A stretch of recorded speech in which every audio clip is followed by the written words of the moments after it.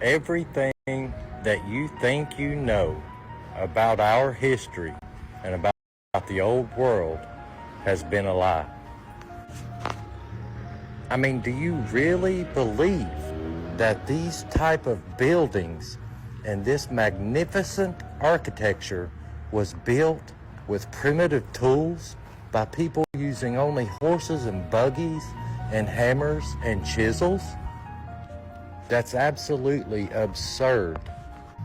Did you know that some of these buildings took over 500 years to complete? Ask yourself why and how. Would you begin on a project, on a construction, knowing that not even your grandchildren would see it finished? Not even your grandchildren's grandchildren would see it finished. I'm sorry, but nobody in their right mind would do that. If you want to learn the truth about these buildings and cathedrals and castles, then research Tartaria and Satan's short season, and you'll find the truth. The timeline has been fabricated. We're not even in the year 2025. If you look up the word Mr. in any legal dictionary, it's not there, okay? Because it's not the actual word it comes from. The word you will find is mystery. That's the word Mr. with a Y at the end.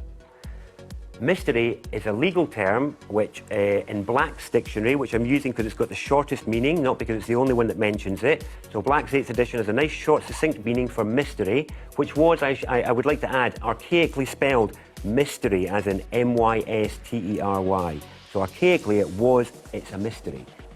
So that gave rise to the modern mystery, which is M-I-S-T-E-R-Y, and the 4 words in Black's 8th are a business, comma, a trade. Okay? A business, comma, a trade.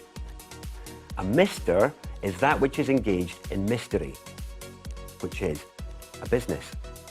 So this is the legal entity, the legal person. What's happened in this country is you've had your real title taken off you.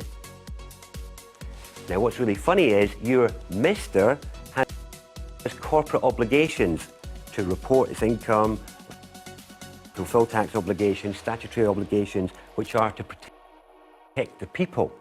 But while you're operating as a mister, you're not a people, you're a business.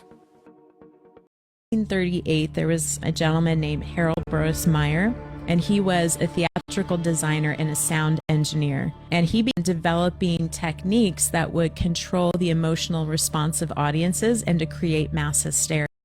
And so from there, you have this Rockefeller-Rothschild alliance. What they were doing is not only were they looking at ways to steer the masses, but they wanted to change the standard tuning of A to 440 hertz. So in 1839, they began funding Joseph Goebbels, who was the Nazi propagandist. And at that time, Joseph Goebbels, he wanted to change the standard tuning of A. And so he organized a meeting in London to do that. And they didn't invite any of the French musicians because they were opposed to 440 hertz. And then the organizers of the conference, they interviewed musicians, the instrument makers, the physicists, and then also the sound engineers. And if any of those people were against 440 hertz, then they weren't invited to the conference. So it was all controlled. And as a result, it's not surprising that the standard tuning of A was changed to 440 hertz. And that happened June 1939, just months before World War II broke out. And the timing of that is no coincidence because 440 hertz is a destructive frequency, and that it can retrain our thoughts towards disharmony, disruption, and disunity.